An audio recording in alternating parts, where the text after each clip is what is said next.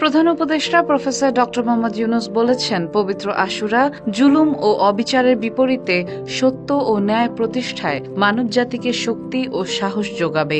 পবিত্র আশুরা উপলক্ষে দেওয়া এক বাণীতে এ কথা বলেন তিনি।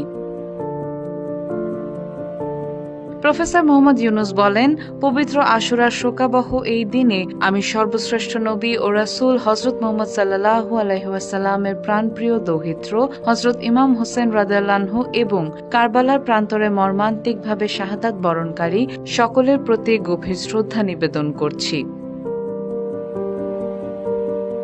ইসলাম সত্য, ন্যায় এবং শান্তির ধর্ম। ইসলামের এই সুমহান আদর্শকে সমুন্নত রাখতে গিয়ে হিজরি 61 সনের 10 মুহররম হযরত ইমাম হোসেন রাদিয়াল্লাহু আনহু, তার পরিবারের সদস্য ও ঘনিষ্ঠ সহচরবৃন্দ বিশ্বাসঘাতক ইয়াজিদের সৈন্যদের হাতে কারবালার প্রান্তরে শহীদ হন। প্রধান উপদেষ্টা আরও বলেন, অত্যাচারীর অন্যায় অবিচারের বিরুদ্ধে রুখে দাঁড়িয়ে ইসলামের বীর সৈনিকদের এই আত্মত্যাগ পৃথিবীর ইতিহাসে চিরভাস্বর হয়ে থাকবে।